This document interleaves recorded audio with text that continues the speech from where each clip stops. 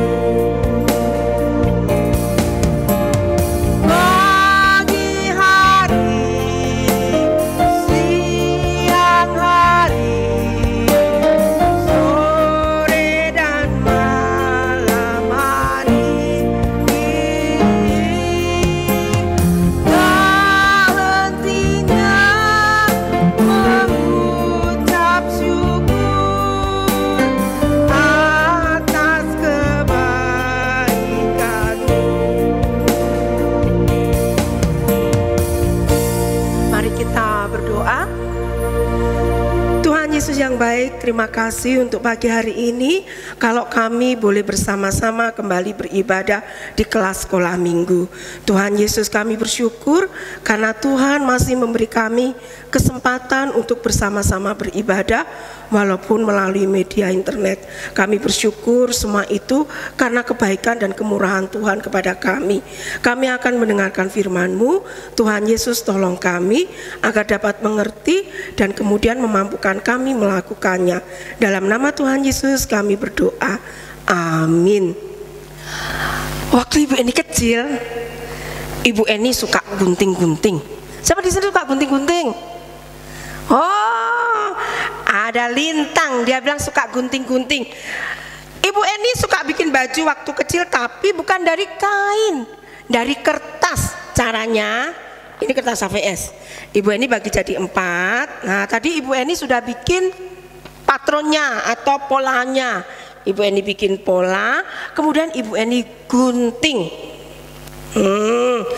Nanti di rumah kalian boleh coba-coba. Kalau kalian hobi menggambar, boleh pakai kertas yang putih. Kalau tidak hobi menggambar, boleh pakai kertas kado, kertas koran, kertas tanggalan. Nih sudah mau jadi. Terus ini kita buat lehernya. Bisa potong segitiga, bisa potong lingkaran, bisa potong kotak. Teng-teng. Nih jadi baju-bajuan, baju untuk boneka. Nah, karena ini warna putih, Ibu Eni bikin dari putih. Kemarin Ibu Eni kasih titik-titik kecil supaya ada sedikit variasinya. Kalian boleh gambar bunga, boleh gambar binatang, boleh gambar daun. Nah, anak-anak, untuk menjahit atau membuat baju itu dibutuhkan banyak bahan. Kain, jarum, dan benang. Kalau zaman sekarang mungkin tidak banyak orang bisa bikin baju. Kenapa? Karena bisa beli. Ya, kita sekarang gampang mau model apa saja tinggal klik. Oh, nanti sudah kita ketemukan model baju yang bisa beli. Nah, zaman dahulu ketika gereja mula-mula berdiri, belum banyak orang jualan baju. Tetapi banyak orang bisa menjahit baju. Orang-orang menjahit bajunya sendiri. Orang-orang punya baju yang modelnya sangat sederhana. Karena itu mereka bisa membuat sendiri. Nah, di antara orang-orang yang sering membuat baju, itu namanya Ibu Dorcas. Ibu Dorcas adalah seorang pengikut Tuhan. Setiap minggu bersama dengan orang-orang yang percaya kepada Tuhan, dia ikut pertemuan. Di dalam pertemuan itu kayak kita kalau sekolah minggu di gereja hari Minggu, dalam pertemuan itu mereka belajar tentang Tuhan Yesus, apa yang diajarkan oleh Tuhan Yesus, apa yang dilakukan oleh seorang yang percaya kepada Tuhan Yesus. Ibu Dorcas salah satunya. Nah, suatu hari waktu Ibu Dorcas sedang belajar, dia dinasihati sama Tuhan bahwa sebagai orang yang sudah diselamatkan oleh Tuhan, seharusnya kita menyatakan rasa syukur kita kepada Tuhan dengan melakukan hal-hal yang baik. Ibu Dorcas kemudian berpikir, aku sudah melakukan, aku sudah pergi beribadah, aku sudah berdoa, aku sudah belajar firman Tuhan. Tuhan, apalagi ya yang bisa aku lakukan sebagai rasa syukurku kepada Engkau, karena Engkau sudah mengampuni dosaku, karena Engkau sudah menyelamatkan aku dari dosa-dosaku.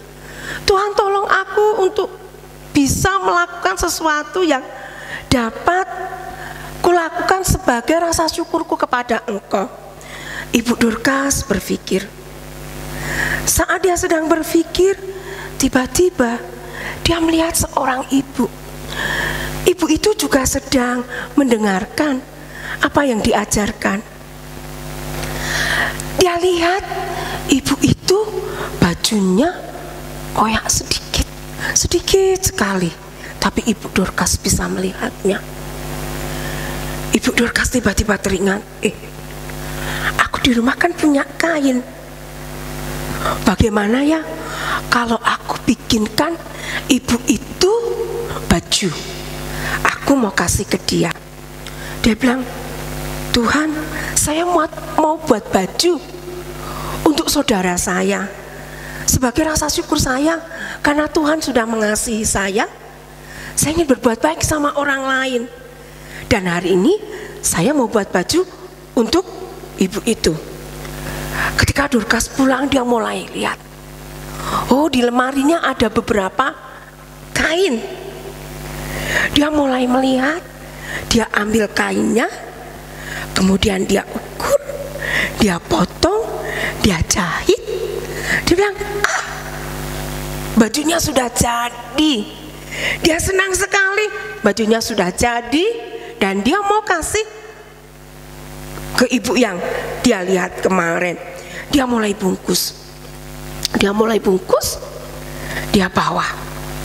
Saat bertemu, Dorcas mendekati ibu itu. Ibu, sini ibu, ada sesuatu untuk ibu.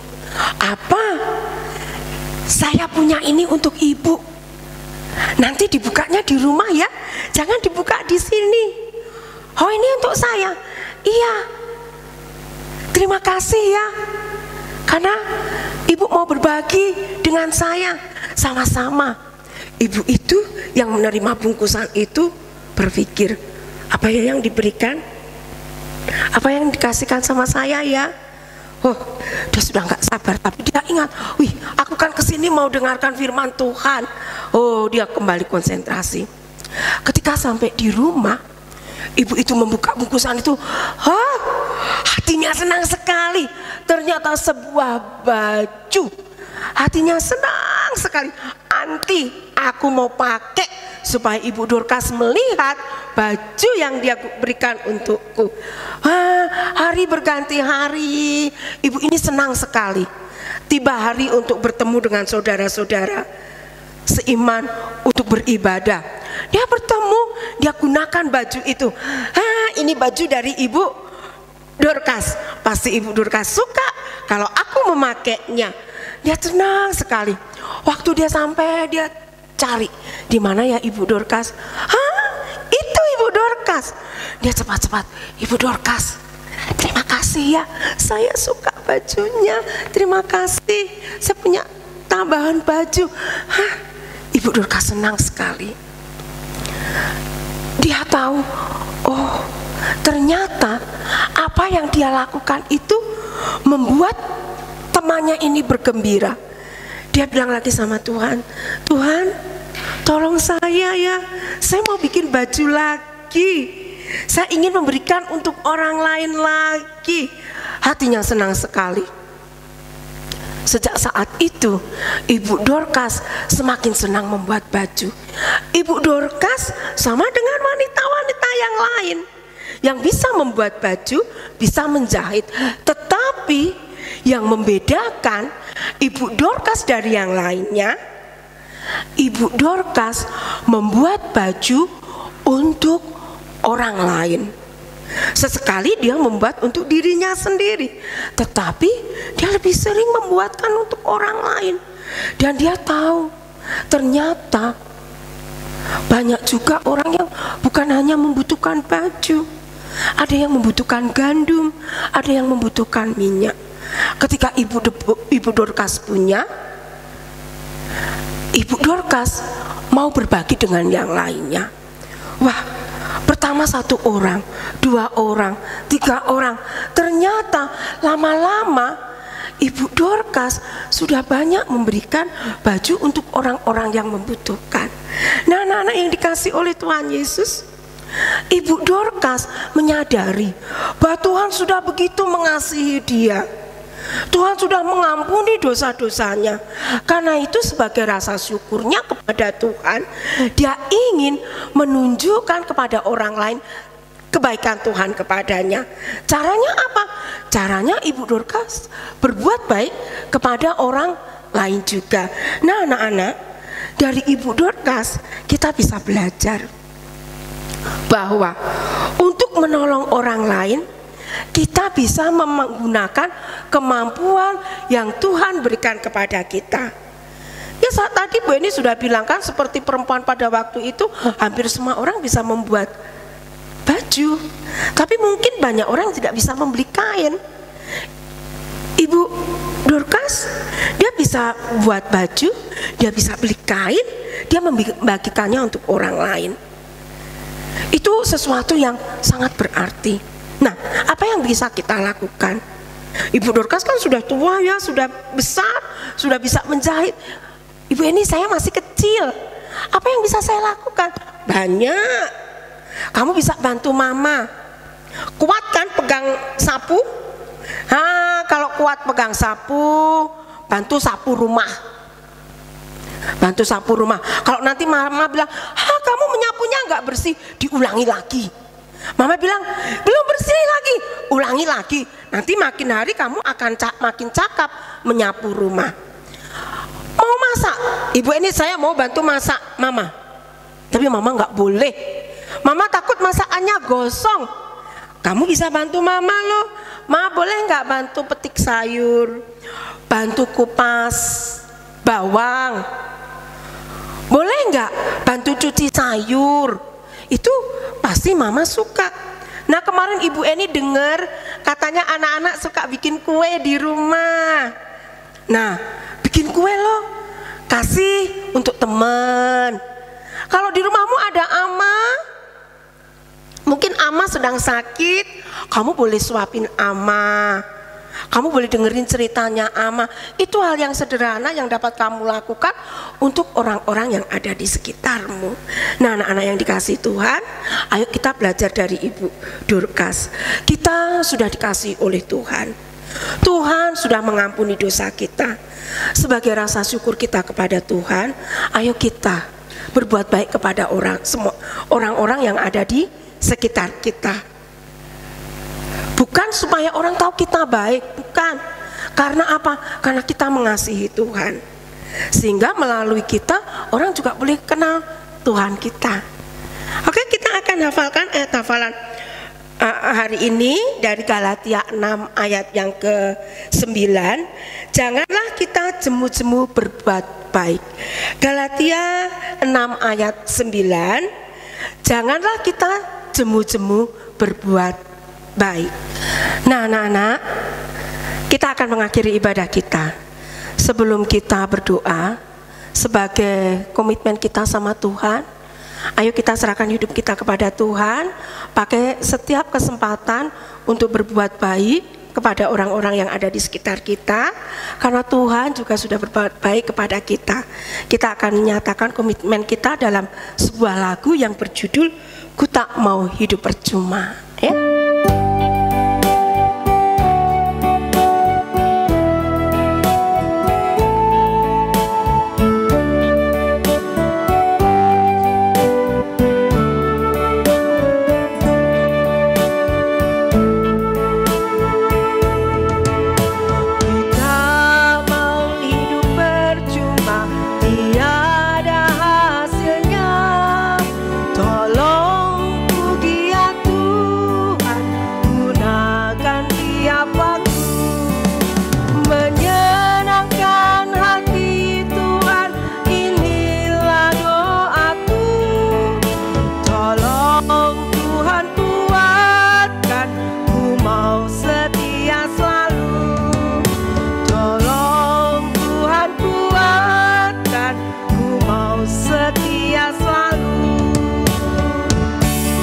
Mari kita berdoa. Tuhan Yesus, terima kasih karena Engkau selalu berbuat baik kepada kami. Terima kasih karena Tuhan Yesus selalu mengampuni kami. Tuhan memberkati kami, Tuhan memberikan kami kesehatan, Tuhan memberikan kami keluarga. Tuhan Yesus, tolong kami untuk belajar menyatakan rasa syukur kami kepada Tuhan dengan berbuat baik kepada orang-orang yang ada di sekitar kami, memberikan pertolongan-pertolongan yang sederhana kepada orang-orang yang membutuhkannya. Tuhan, ampunilah kami kalau mungkin selama ini kami seringkali tidak peduli kepada orang lain. Tuhan, tolong kami untuk belajar peduli kepada orang lain dan berbuat baik kepada mereka. Terima kasih Tuhan Yesus. Kami percaya Tuhan akan menolong kami, Tuhan akan memampukan kami untuk menjadi lebih baik daripada waktu-waktu yang dahulu. Dalam nama Tuhan Yesus kami berdoa. Amin.